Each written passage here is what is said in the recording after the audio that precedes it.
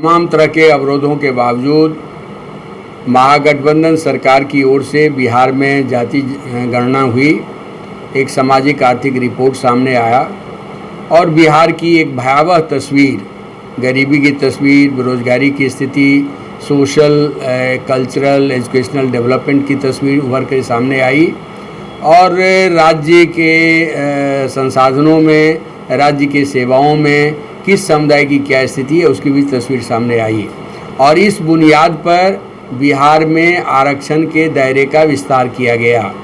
65% आरक्षण सीमा ले जाया गया, जिसमें दलितों के लिए, पिछड़ों के लिए, अति पिछड़ों के लिए एक बड़े स्तर पर बदलाव आया था। इसको सुप्रीम हाई कोर्ट के एक आदेश के जरिए उसको रद्द कर दिया गया है।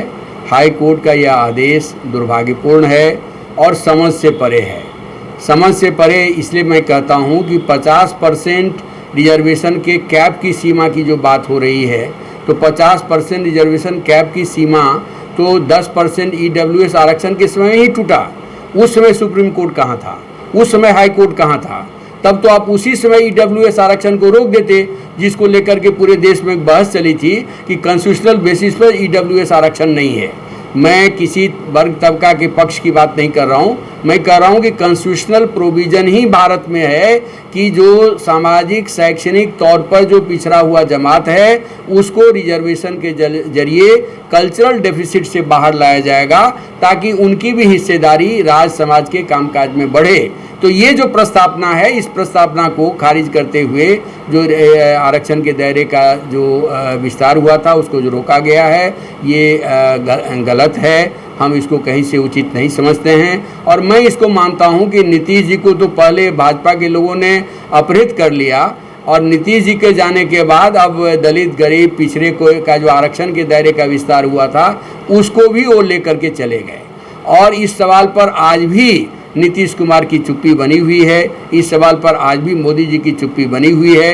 तो पहली बात तो हम कहेंगे कि देश के प्रधानमंत्री और बिहार के मुख्यमंत्री चुप्पी तोड़ें और इस मामले को सुप्रीम कोर्ट में ले जाएं और आरक्षण के दायरे का जो विस्तार बिहार में हुआ है उसको मैंने ये 9 शेड्यूल में डालने की कोशिश किया जाए, क्योंकि 9 शेड्यूल में ये चीज़ें जब चली जाएंगी तो उसमें जुडिशियल रिव्यू का प्रावधान समाप्त हो जाता है। जैसे हमारे देश के कई राज्यों में, तमिलनाडु में 69% रिजर्वेशन है, अन्य कई राज्यों में भी पहले से भी 50% ज़्यादा रिजर्वेशन है।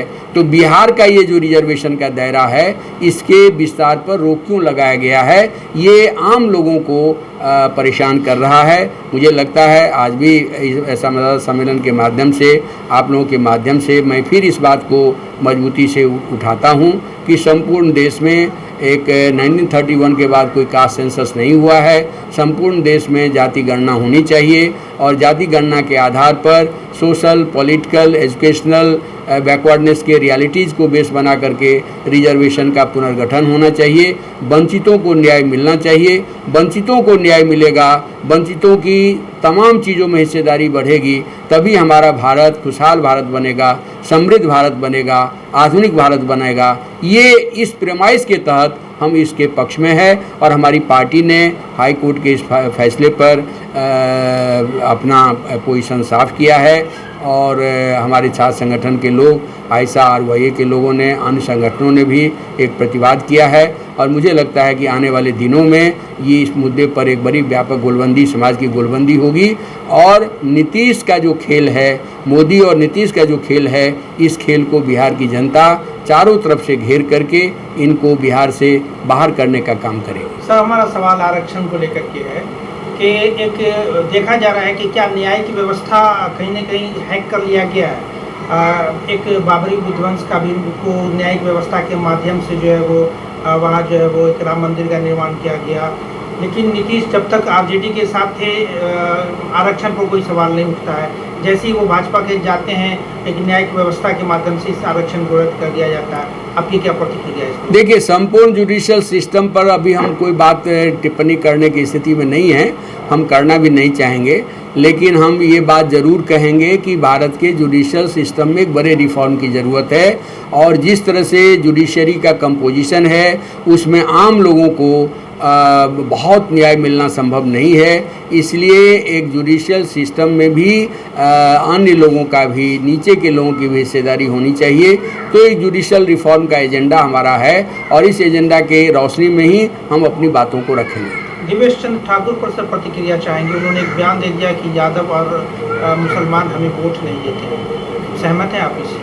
नहीं, वो बिल्कुल मेरे ख्याल से उनका जो बयान है वो कहीं से भी राजनीतिक मर्यादा के तहत दिया हुआ बयान नहीं है, क्योंकि आम तौर पर मेरे ख्याल से चुनाव होता है, चुनाव में बहुत तरह की बातें होती हैं, कुछ लोग वोट देते हैं, कुछ लोग वोट नहीं देते हैं और चुनाव के बाद सब कुछ समाप्त हो जाता है। आप सबके प्रतिनिधि होते हैं, वो आप सीतामढ़ी के प्रतिनिधि हैं, आप दरभंगा के प्रतिनिधि हैं, आप किसी इलाके के प्रतिनिधि हैं, तो इलाके का प्रतिनिधि का मतलब जो वोट दिया उसके भी प्रतिनिधि हैं, जो वोट नहीं दिया उसके भी प्रतिनिधि है।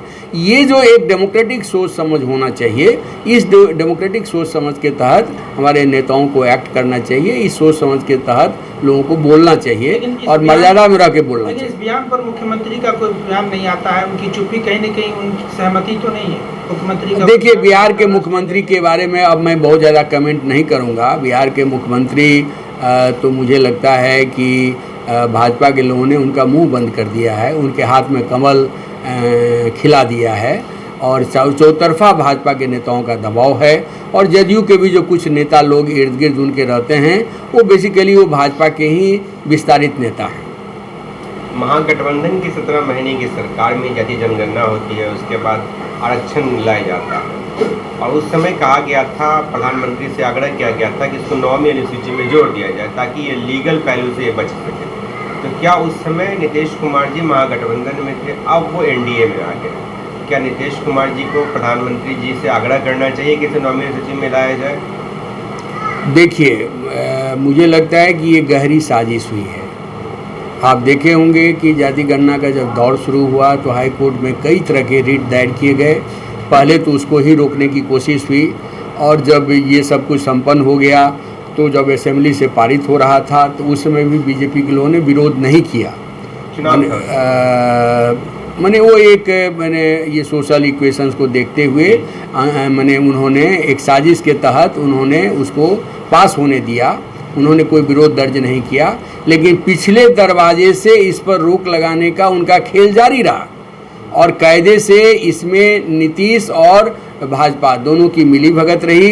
क्योंकि जब ये कानून पारित हो गया, कानून सम्मत कहिए कि रिजर्वेशन के दायरे का विस्तार हुआ, तो उस रिजर्वेशन के कानून को 9 शेड्यूल में डाल दिया जाना चाहिए था ताकि इस पर कोई जुडिशियल रिव्यू नहीं हो सके।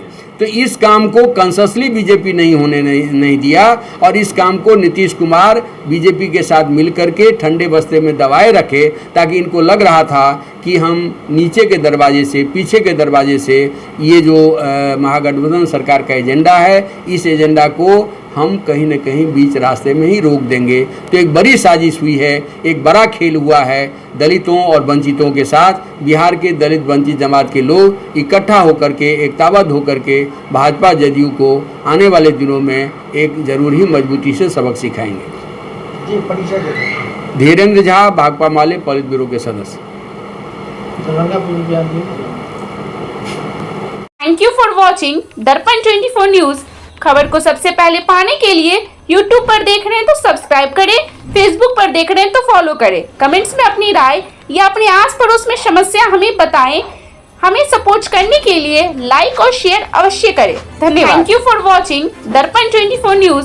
खबर को सबसे पहले पाने के लिए YouTube पर देख रहे हैं तो सब्सक्राइब करें, Facebook पर देख रहे हैं तो फॉलो करें। कमेंट्स में अपनी राय या अपने आस पड़ोस में समस्या हमें बताएं। हमें सपोर्ट करने के लिए लाइक और शेयर अवश्य करें। धन्यवाद।